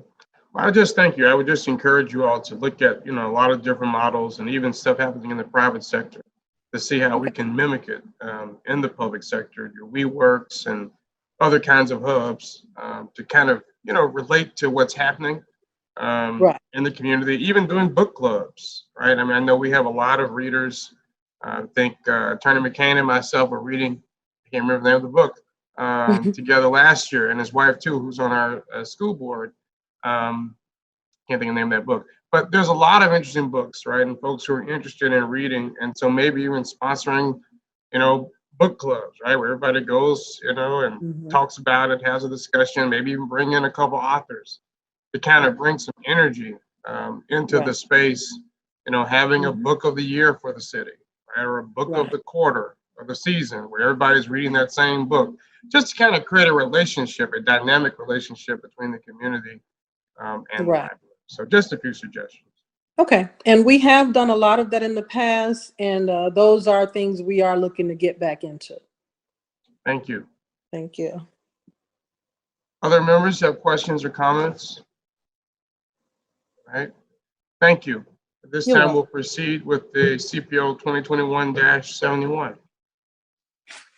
CPO 2021-71, an ordinance appropriating monies for the purpose of defraying expenses of special redevelopment general tax base fund of the city of Gary, Indiana for the fiscal year beginning January the 1st, 2022, ending December 31st, 2022, including all outstanding claims and obligations, and fixing a time the same shall take effect. Sponsored by Mayor Jerome A. Prince, City of Gary, Emily Harper, City Controller. Councilwoman Brown. Mr. President, excuse me, Mr. President, I move, excuse me, I move for public hearing on CPO 2021-71. Thank you. Second. It's moved and seconded. Without objection, when we get to the public comments on this ordinance, I want to also allow people, if there's anyone, to speak on the library. I neglected to open it up for public comments, but we'll go ahead and proceed with the discussion, and then at the end, people can talk about either of them. Okay. Mr. Harper. Yes, thank you, Mr. President.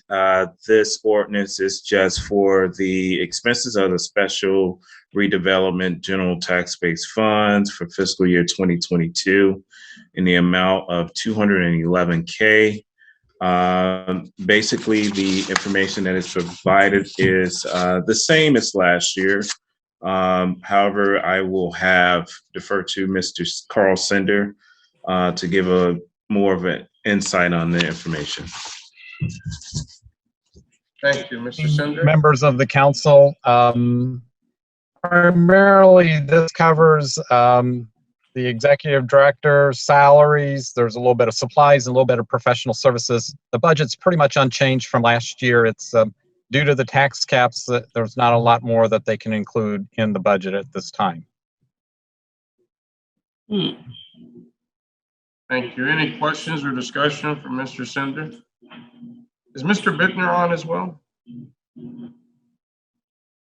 I don't believe so. Okay. I can contact him. Any questions or discussion? What is the city's debt obligation, if any, to redevelopment? Do we know that? I believe there are a number of interfund loans. I do not have that schedule with me, but there are some interfund loans that do need to get repaid. Okay.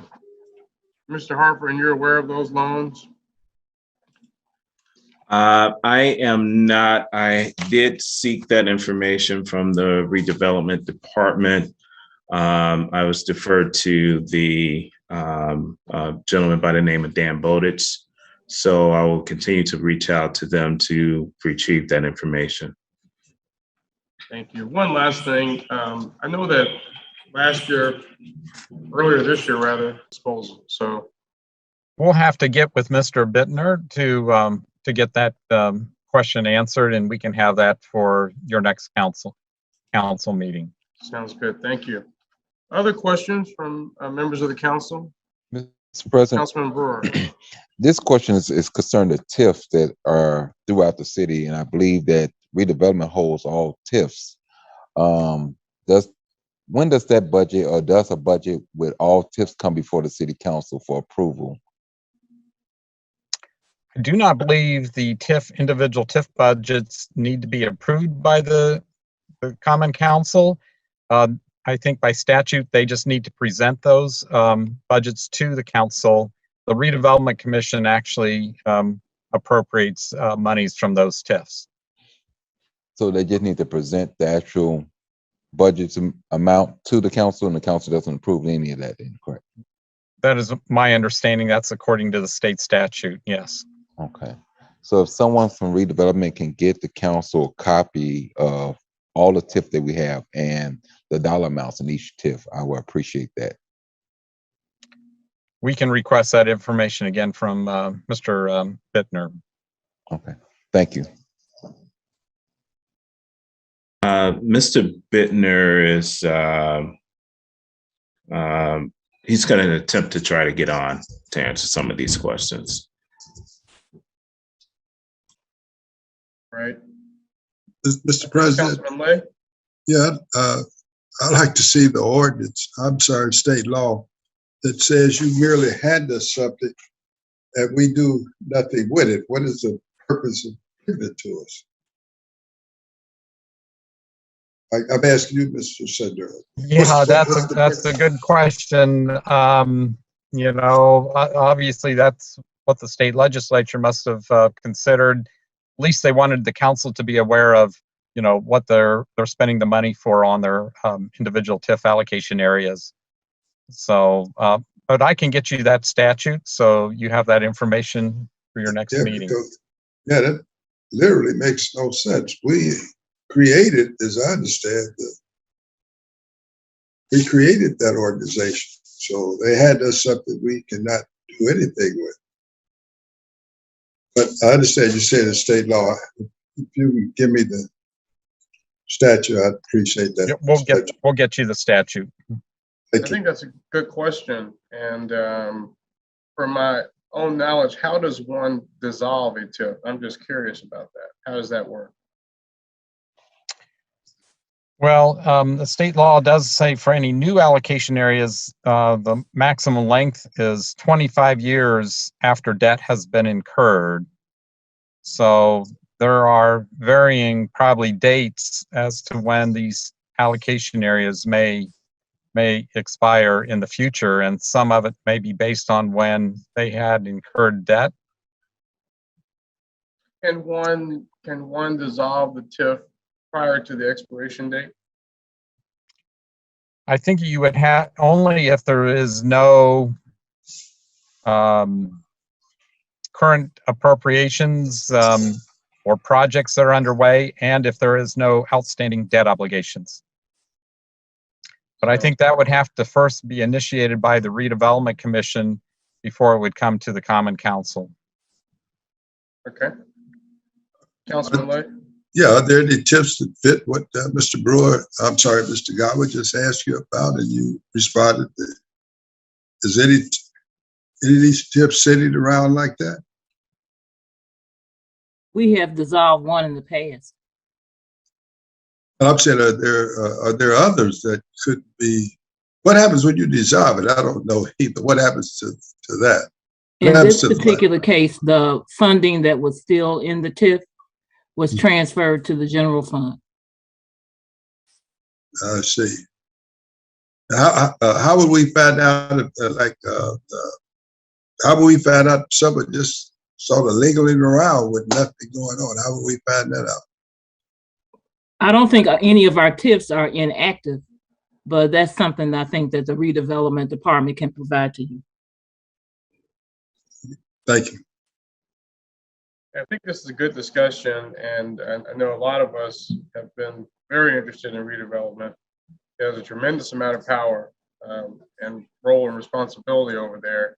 And even though the statute says we have quote unquote oversight, we have limited tentacles to control what happens over there beyond our 2 out of the 5 votes on that board. So it's very interesting. Look forward to learning more.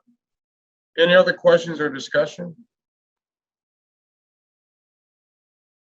All right, well, at this time, we'll have public comment or questions. Is anyone from the public on to discuss either the redevelopment fund or the public library?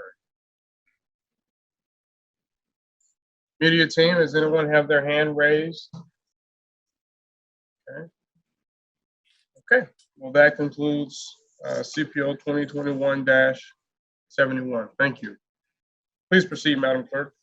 CPO 2021-72, an ordinance for the City of Gary, Lake County, Indiana, approving an American Rescue Plan Act, ARPA, spending plan, sponsored by Mayor Jerome A. Prince, City of Gary, Malik Harper, City Controller. Councilwoman Atkins. Mr. President, I make a motion to refer CPO 2021-72 back to the Ways and Means Committee. Second. Been moved by Councilwoman Atkins and seconded by Councilwoman Barnes Caldwell. Any questions or discussion? I have a question, Councilman Lay. Mr. President. What is the cooperation now between the council and the mayor's office, or the legislative branch and the executive branch? Well, thank you. That's a very good question. We had a very productive meeting last month as it relates to premium pay for essential workers, as well as understanding in general the 10.1 roughly $1 million that will be returned to the general fund as revenue loss. We found out some new information, at least I did, at the chamber luncheon in terms of some of the projects that the mayor would like to propose as part of his plan. So they've met with various community groups, business groups, Mr. Hughes and others to craft a plan. I was not part of that. I don't think any council member was part of that. I believe you asked 6 months ago that at least 4 of us be part of that. We weren't. So it's out there in the ether, press releases and so forth. So my position is that we will have the various hearings and folks can file whatever ordinances they wish, and we will consider them and do what we do. We want to amend it, we'll amend it. We want to pass it, we'll pass it.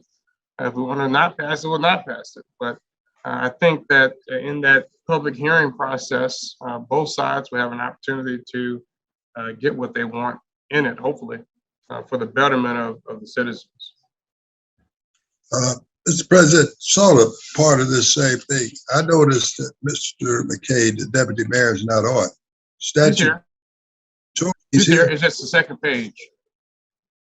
Oh, I don't understand the second page. Okay. Yeah. So, when are you guys going to break this up in pieces, or you will just try to do the whole? Because I remember last, and I came in late, so I really, it's my fault I was late, so I didn't understand. But I did hear Mr. Brewer comment that was 33 million, and he was talking about 7 million. As if no, we're going to be talking about the 41.5 million. The whole thing was on the table in terms of what this council will or will not, or to what extent approve. Now, we do want to break it down. And certainly I'm eager, and I'm certain many of us are, to get the premium pay out as soon as possible. So I'm hopeful we can do that certainly by the second meeting in October. I'm hopeful that an ordinance will be ready to that effect by the first meeting in October, so that we can get that money in the hands of our employees by the top of November. So I think we're generally on the same page as it relates to premium pay. The projects, however, are going to take more time to figure out how much things cost, what are priorities for members on this council who will have to vote on it, taking in, advice and interest from members of the public to see what they want to have in this plan. So that will probably take a little longer. Yeah, just one final comment, since you talked about me riding the bus. Unless you're going to put money back, there's no 41 billion. It's less than 41 billion, I've been told. Okay, well, you may know more than me about this, but I think Deputy Mayor said that on the air, because I made somewhat of a joke. I asked him what happened to the difference between the 41 and a half million, and what he says is under 41 million. So, but it's a lot, but Mr. Harper, how much money has been deposited in phase 1 of the ARPA dollars into the special fund that we created last month? 40 million, 40.1 to be exact. Okay, so we're working with 40.1 million. I don't care about any proposals or news articles. From my standpoint, it's from scratch. Some of those things may be included, may not be included, but ultimately it will be a dynamic conversation between this body, the executive branch, and members of the public, taking in their feedback in terms of what the spending will be. Don't you anticipate you guys will meet again? I mean, at least you, Councilwoman Ty, whoever's part of the group, I'm not sure. I'm fine with public meetings. I've begged for 6 months. I'm no longer interested in that. Well, as my president, I'm asking you to meet again. In other words, I have begged dynamic conversation between if the others. I mean, okay. I don't. If you've already released your plan to the public, I'm not certain what there is to meet about. I learned about it at the Chamber of Commerce. So, in terms of various numbers for different organizations and priorities. So, I guess if I hadn't gone to the chamber meeting, I wouldn't have known that. But so my standpoint is, I look forward to seeing what their plan is, and it can be very public in terms of the discussion of that plan. But I have asked, as you know, almost at least once a meeting for the last 6 months. So, and we did have a productive meeting about premium pay. I asked Attorney Colvin for a follow-up meeting to discuss projects. That was supposed to be last Friday, but the projects were already disclosed to the public last Monday without my input or Atkins or anybody else on the council. So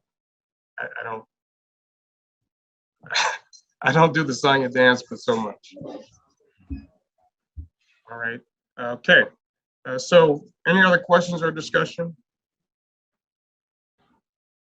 And did you have a particular date, Councilman Atkins, and then we'll go to Councilman Brown? Is there a particular date for this? I do, but should I set because we were going to do the joint meeting between Finance and Ways and Means. So should I set the date and everything now for all? That's probably good. So when we vote on it, we'll have anyone who has raised their hand. Sure. You're okay with doing the joint meeting? Don't believe so. So I think this will conclude our discussion of CPO. So we will do a joint meeting for Ways and Means and Finance Committees to discuss the salary ordinance as well as the ARPA ordinance, as well as the operating budget ordinance. So those are CPO 2021 72, 73, and 74. It will take place over the course of 2 days. The first day will be next Tuesday, September the 28th. We will start at 5 p.m. The second day will be Wednesday, September the 29th. Again, we will start at 5 p.m. We will start with an overview. Is that okay, Mr. President? You want me to? Yes. Okay.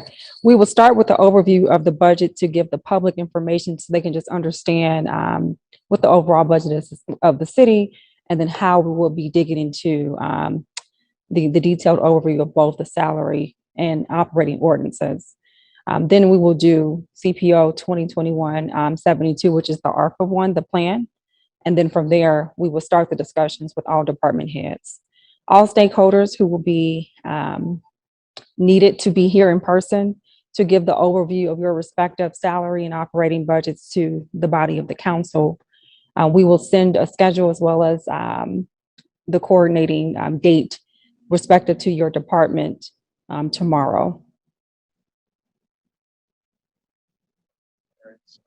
Thank you. Yes, we got all that. We'll definitely send out an email to everyone with the calendar invite. So.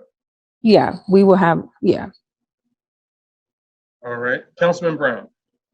Mr. President, I'm just going to say I'm extremely concerned because I see what City of Hammond has passed a $51 million ARPA plan, with no problems, council approval. And I think we have a great responsibility to get this done. So I don't know where the finger goes, how it goes. All I know is that I'm seeing another city making progress, getting things done, and we have the same responsibility. So whatever it takes on both sides, because like you said, I was at the Chamber of Commerce when the mayor spoke, State of the City when he spoke. But my concern is people voted for us to get this done. Everything, from the moment we raised our hands the first day until the end of our terms. So I'm concerned. I hope that we can get this resolved. I would hate to see some funds going back because it would be a problem for another allocation of funds. So I just want to put that out there because I don't want to see us not succeed because this revenue that's here it's I've never seen it happen before. I agree. Councilman Brown, can you mute? Yeah, thank you.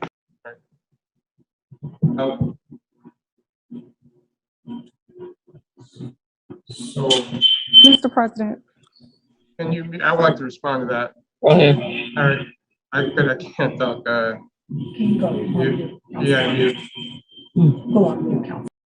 Okay. Councilman Brown, I totally agree. And one of the things that we did is I talked with Mr. Councilperson Inham, and I asked him, I said, when did you all start planning and discussing? You passed it unanimously. He said we started discussing it in March with the Mayor McDonald. And I think and we all know that we kept talking about, let's discuss it, let's discuss it. I kept asking and asking, and I was told without question, we would be all for moving forward with great speed and with making sure we do it right. And that's why we're going to have these public hearings, and the mayor and his team and members of this body will be able to all have input and be able to get this done. I wish it could have been a more collaborative process. I think we did more than our part to make it that way, but you can bring a horse to water, but you can't make them drink. At some point, begging becomes futile. But we will have public hearings and public meetings because all of us wants to see these dollars hit the streets and affect people positively. Any other questions or discussion? I have one. Did Councilwoman Ty mention the 2021-73? Is that mentioned already? Yes, but she just kind of mentioned that all of them, that they're going to all be all of them at the same time. Right. But here's what I've seen done in the past. We had to straighten it up. Any budget that comes before the council must first be approved by the park board. That budget can't be created by the administration and sent to it. It actually has to be a vote over at the park board. Do anyone know if this 73? I don't know what's going on now. If this 2021-73 was approved by the park board? Attorney Colvin or Mr. Harper? Mr. President. Councilwoman Atkins? I don't want to speak for the administration because I don't have the specific dates, but I do know that the budget was presented to the park board. I don't have the exact date, but I do know it was presented to those members prior to it being submitted to Mr. Malik Harper. So they voted and approved it. Sometimes they see the water bypass the park board. They can't do that. Mr. Harper, do you know, Councilwoman Taz said was submitted to us at the park board, submitted to the park board, I'm sorry. Did they vote on it and approve it? That I'm not aware of. If I can get your answer, just give me just a minute. And Ms. D. Barber was on. I'm not sure if she's still in the gallery or not. But I know. Here. There you go. So, I'm sorry, Mr. President. Could we just want Please proceed. Ms. Barber, could you give clarification? I know that you did review the budget with the board, but did they actually vote for approval on the budget? No, they won't vote for approval. We have another park board meeting the 28th because we had to make some changes to that budget with Mr. Harper. So I will take it before the board on the 28th. Mr. President. Councilman Lay. Okay, maybe Attorney Colvin can help me here. I don't think that's the correct process. I was representing the council. We had, I think it was 2011. We had to contortionists to get it through. The board must vote. They absolutely must vote statutorily. And they submitted the same, let's say it's the clerk's office or the city judge. Now, the executive branch can amend it. I'm not questioning the amendment, but the initial budget has to be approved. And then it could be amended. Then we vote on it.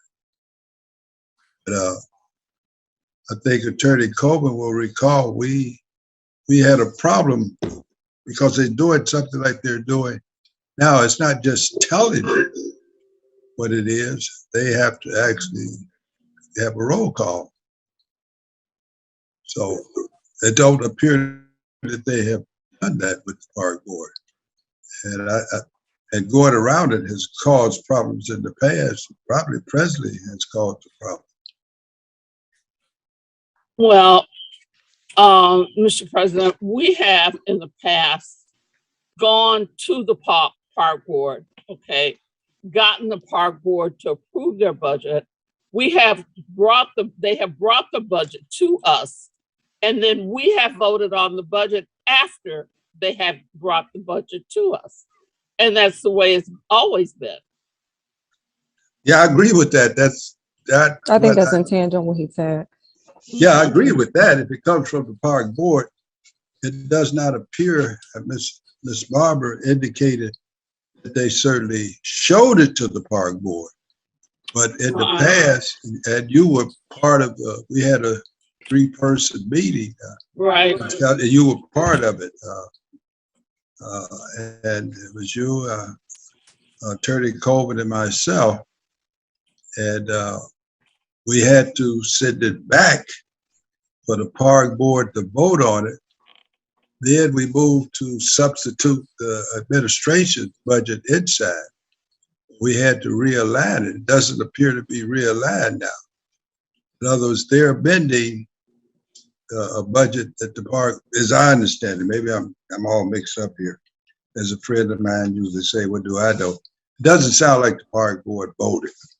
Yes, that's correct. So we're going to submit this to the park board for next week. Okay, thank you. Mr. President. So on our schedule for review, we do not have the park numbers or budget to be reviewed until Wednesday, the 29th. Right. So if we, the next park board meeting is Tuesday, the 28th, and if it is voted and they're hopefully accepted, it shouldn't be an issue with how we have our schedule set up to review it on the 28th. Okay, duly noted. Any other questions of 29th, 5 p.m., both dates? Mm-hmm. All right, roll call, Madam Clerk. Councilwoman Atkins. Yes. Councilman Brewer. Yes. Councilwoman Brown, Yes. Councilman Brown, Yes. Councilwoman Caldwell, Muted.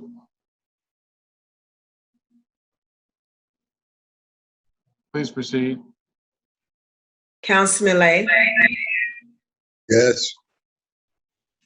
Councilman Weatherspoon, Yes. Councilman Williams, Yes. Councilwoman Caldwell, Yes. and President Godwin. Yes. Mr. President, vote is 9-0. With a vote of 9-0, CPO 2021-72 is deferred to the Ways and Means Committee with a meeting on September 28th and 29th, 2021 at 5:00 p.m. for both dates. CPO 2021-73, an ordinance approving salaries for employees of the City of Gary's General, Parks, Quake, MVH, pension, and fire tax-based funds for the calendar year 2022. Sponsored by Mayor Jerome Prince, City of Gary, Malik Harper, City Controller.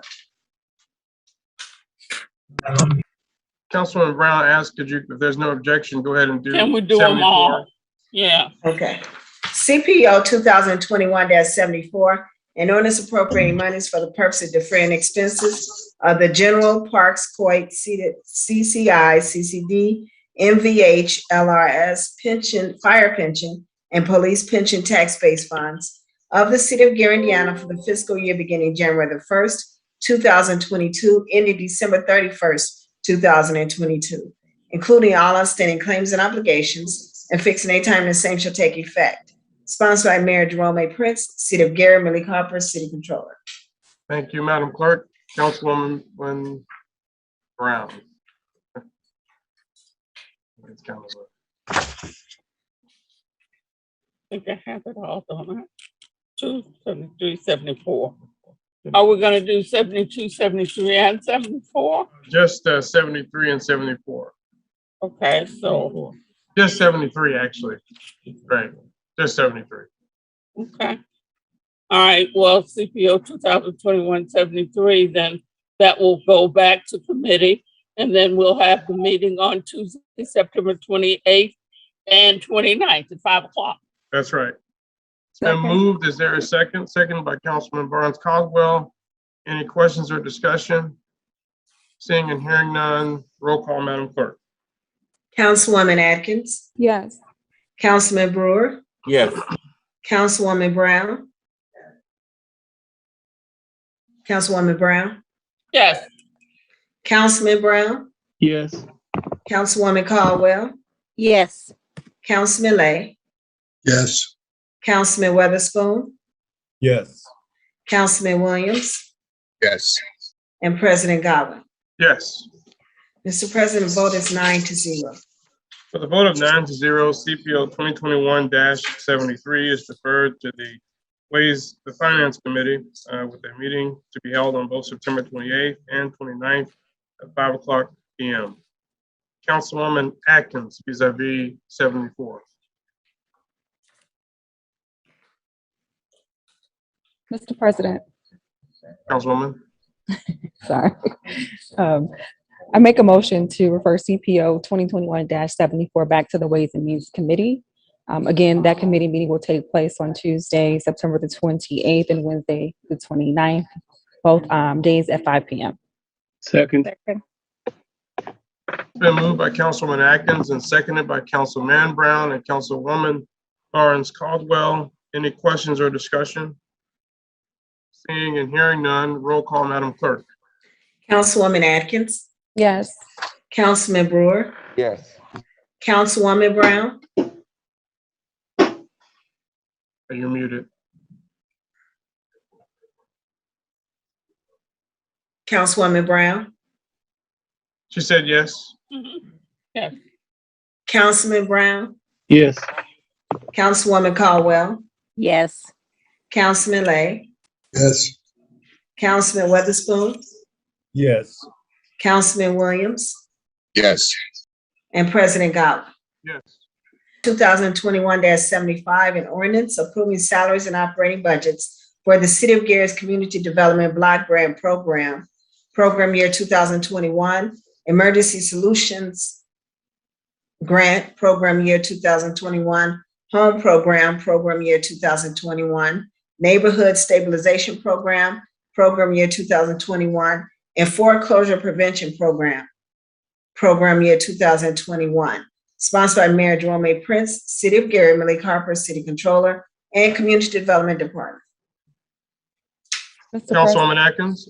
Mr. President, I move for passage of ordinance CPO 2021-75 on second reading with the Ways and Means Committee hearing scheduled for October the 12th at 5:30 p.m. and a public hearing which will be set for October the 19th at 6 p.m. Second. Been moved by Councilwoman Atkins and seconded by Councilman Barnes Caldwell. Any questions or discussion? Seeing and hearing none, roll call, Madam Clerk. Councilwoman Atkins. Yes. Councilman Brewer. Yes. Councilwoman Brown. Yes. Councilman Brown. Yes. Councilwoman Caldwell. Yes. Councilman Lay.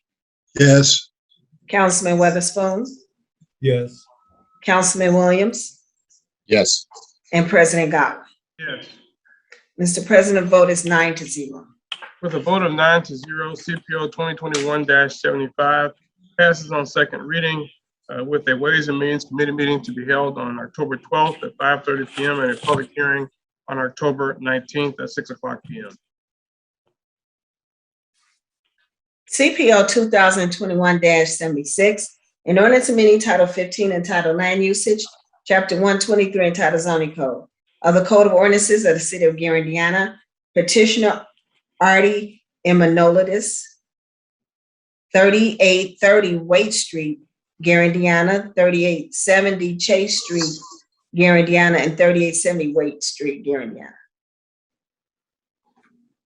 Councilman Mr. Brewer. President, did you want me to read both? Yes, without objection, please proceed. CPO 2021-77, an ordinance amending Article 8, Section 105-432 regarding contractors' licenses, sponsored by Mayor Jerome A. Prince, City of Gary, Deputy Mayor Trent A. McCain, City of Gary. Councilman Brewer. Mr. President, I do believe Councilwoman Atkins and Councilwoman Brown meetings are taking place at 5 p.m. Both days, Tuesday and Wednesday next week. Those are going to be some pretty long meetings there. Yeah. Do the 12th. Okay, so I'll move to the 12th at 5 p.m. Been moved. Is there a second? Second. It's been moved by Councilman Brewer and seconded by Councilman Barnes Caldwell. Any questions or discussion? We're gonna do them 2 days. We got 2 days. 5 p.m. That time is not taken. What was that? Who starts at 5:30? Yes, it shouldn't be that long. With the contract? Okay. Yeah. So if there's no other questions or discussion, roll call, Madam Clerk. Councilwoman Atkins. Yes. Councilman Brewer. Yes. Councilwoman Brown. She said yes, she's muted. Councilman Brown. Yes. Councilwoman Caldwell. Yes. Councilman Lay. Yes. Councilman Weatherspoon. Yes. Councilman Williams. Yes. And President Godwin. Yes. Mr. President, the vote is 9-0. Thank you, Madam Clerk. With a vote of 9-0, both CPO 2021-76 and CPO 2021-77 passed on second reading with a Planning and Development Committee meeting to be held on October 12th at 5 o'clock p.m. and a public hearing on October 19th at 6 o'clock p.m. Mr. President, and spending ordinance and resolutions on second reading. Thank you, Madam Clerk. This time we will have our mayor's report, Attorney McCain. Thank you, Mr. President. The mayor would like to thank all those who attended the State of the City on September 15th. The State of the City address was well received and the weather was perfect. So we thank everyone for being in attendance to that. Also, we would like to thank all the over 100 employees that volunteered for All In Gary Day on September 17th and 18th. It was a tremendously successful event. The weather was also perfect on that day, and departments from all over the city covered certain sections of the city, and you saw bright yellow t-shirts peppered throughout Broadway and the community. And you saw the employees working together outside of City Hall to clean up Gary. And I believe that this is the start of a new movement. We are planning on having such events on a monthly basis to clean up the entire city.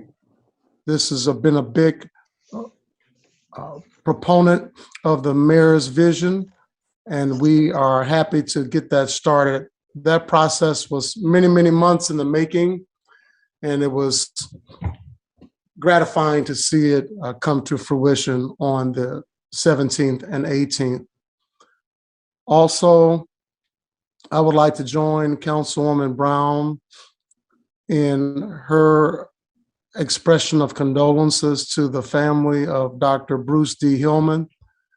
Bruce and I were friends. We started law school together in August of 1999 and became fast friends after that.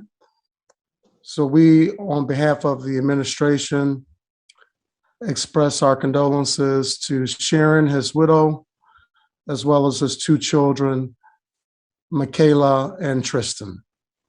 That concludes the mayor's report. Thank you, Attorney McCain. Any questions for Attorney McCain or other city officials who are on the call?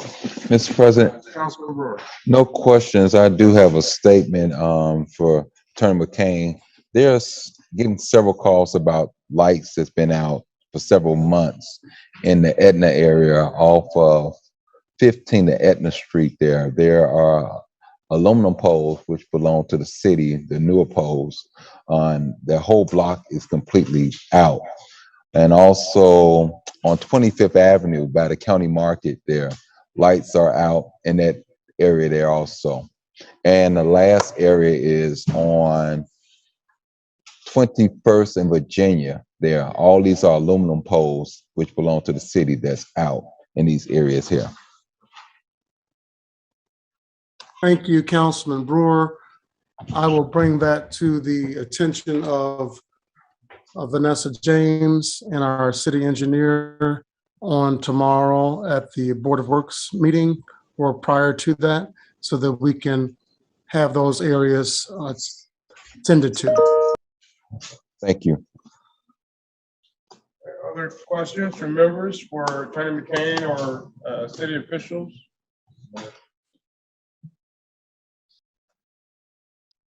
All right. If there aren't any, I did want to just note, should have done this earlier, that we will have a council executive session related to public safety personnel. That will be Monday, September 27th at 5:00 p.m. at the Public Safety Building. So all members who are able to attend and desire to attend, you received a calendar invite. It's been properly noticed on our building here or door here, and look forward to having that discussion and learning as much as we can.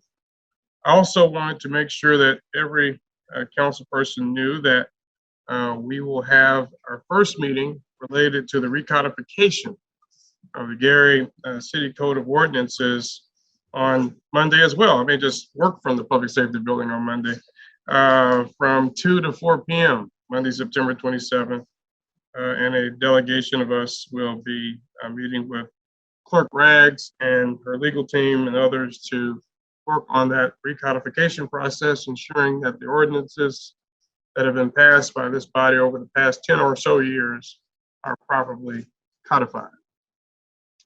If there is nothing else, I just want to remind the members of the public that the Gary Common Council will be on the radio Yet again, we're doing the first and third Fridays now.